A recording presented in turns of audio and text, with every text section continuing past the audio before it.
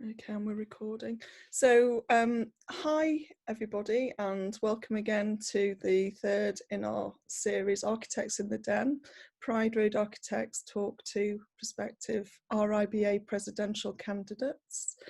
And I'm really delighted that we've got Jude joining us today. That's good. And how have you found that? I mean, it's brilliant that you've set these up, I think, because they do provide that space to have a more nuanced conversation, I think. So. Yeah, I've really enjoyed it. I mean, I kind of sort of, obviously we've got a purpose behind it. Just trying to get conversations with the current RIBA presidents quite tricky. So I thought, well, if I interview all of the candidates, then I'm about to get one. Yeah, you've started that conversation before, and that's one of the things I found quite hard about the hustings actually, is that the role is in three parts. So you have your elect, a year where you get to understand the landscape and consider how you're actually going to act, and then you've got your president role, and then your past president as well. So the idea that actually the presidency, it's not just about one person, it's about a kind of evolution of ideas and building on things over a period of time. So it's also thinking how kind of in a commercial sense, how's the practice going to manage without you, because it's a really big toll on time.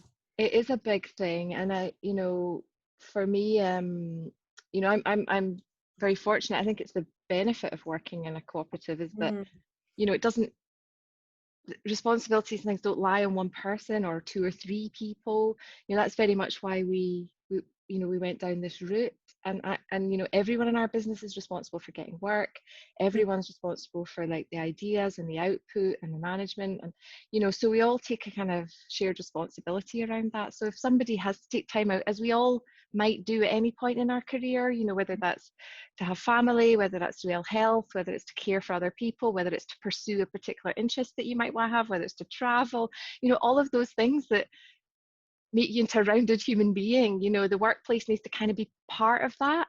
And so everyone at any point should be able to move in and out of that to suit what's going on in the rest of their lives. And so for me, like at this moment, I feel really compelled to stand for for this role, because I feel like there are certain issues that I'm just very, very passionate about, and I feel we need to kind of hit sort of head on.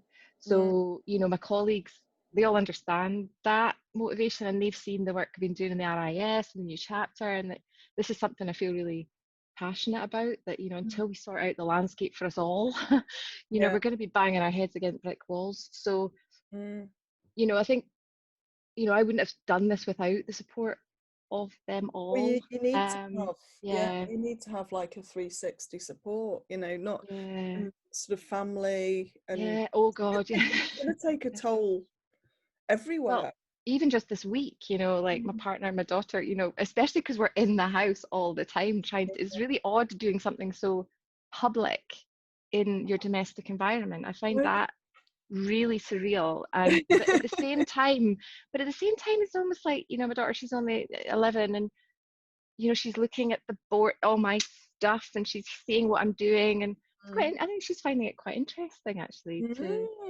be sort of part of that. Like usually you see I'd be out on the road, I would be doing things in the studio, I'm doing it all kind of here, and I don't know if that's healthy, but it's what's happening. No, it's kind of good. Well, I've got 3 kids, and I've tried to involve them in things. So my 10-year-old, sometimes I just get him in to try and do a little bit of helping in the office, but he's not interested. But we run some STEM Saturdays throughout, from the start of lockdown, and he started making paper planes, and lots and lots and lots of them. I'm going to go and get them. Hold on. All right. And Jude, I'm just going to tell you that the videos that Pride Road has put out, some of the top ones are the paper plane ones. Oh, really? In terms of views. Things that people find fascinating. Yeah. And just engaging with. It's just brilliant. He's very, very good. Oh, lovely. He literally spent the first 3 months of lockdown making paper planes and getting them just right. Just right. I mean, if I tried to, you can't throw them and see. And the, you know, it's all about different folds. It's origami really, but also with a bit of aeronautical engineering. And then I gave him the patterned paper. Yeah. Like our Pride Road Branding. Yeah. yeah. This is a transgender one. Yeah. Lovely. But no, that was cool. So yeah, I got him doing paper planes.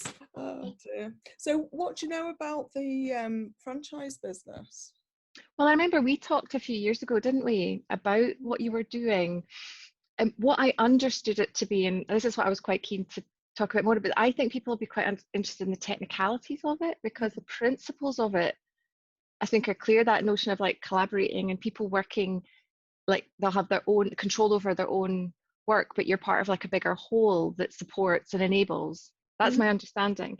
But the I think the questions I have around it is like, how does it work technically, like legally, all of those things that, you know, the slightly drier stuff that we know, I think particularly women know, are the ways you get things done is to make sure all that's in place. Yeah. And if you get all of that, you know, governance, legal, structural stuff sorted out, people will just get on and do their best. Get on with it.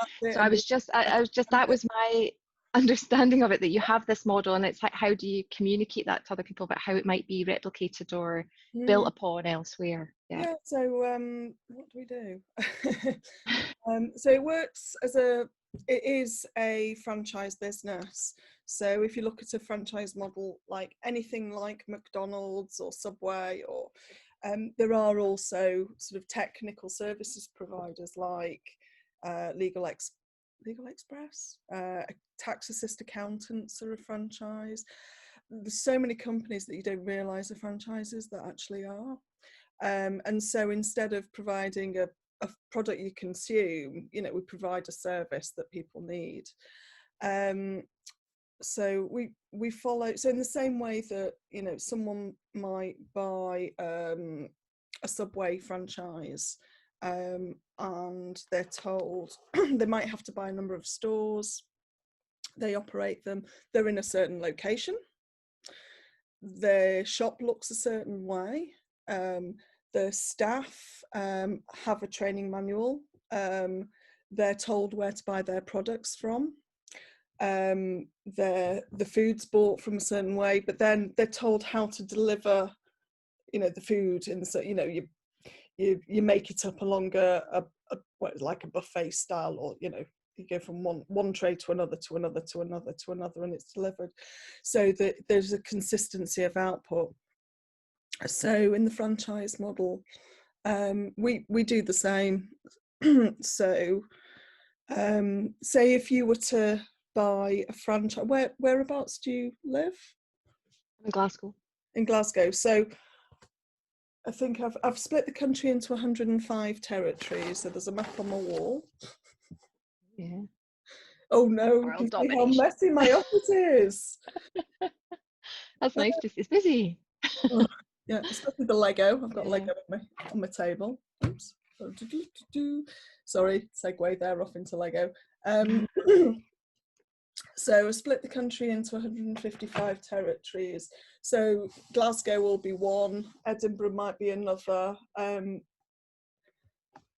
then various kind of territories in between. Each territory's 70,000 owner-occupier homes within a 30-minute travel radius. So you're not spreading yourself too thin, you're not travelling too far out to see a client. Then you would call yourself Pride Road Glasgow. You would be Jude Barber Limited, trading as Pride Road Glasgow.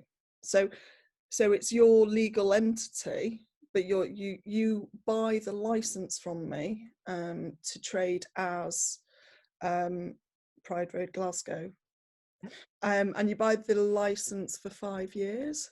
So in order to do that, we've got a legal agreement known as a franchise agreement, and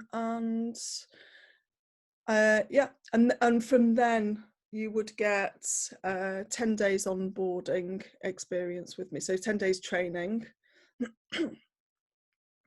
and you'd get access to all our systems and processes, which are really good. I've spent 10 years developing them.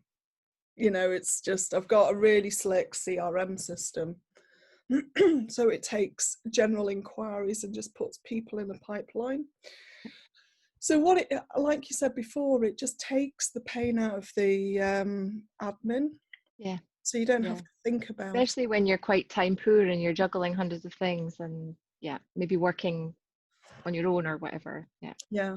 So you can just concentrate on seeing clients and doing drawings, which are the bits that you enjoy. Fee earning bits, and the bits you want to do. Absolutely. So we spend quite a lot of time on the fee earning bits and less time in the admin. I've got 2 concept design workshops today, and we're doing them online as well. So that's the digital thing actually is huge, isn't it, now, for engaging with people and getting things agreed? And I mean, it's not perfect, it's better meeting, you know, but sometimes it's going to really help. We can do an awful lot digitally. You know, I kind of we can do most projects digitally. I do like to go and see the project at least once before it goes into planning. You know, just in case you've missed, because you can get an awful lot by someone showing around on the camera and stuff like that, and discussing briefs and location. But I think it does just need one site visit. Just to you do have to go, final bits and pieces.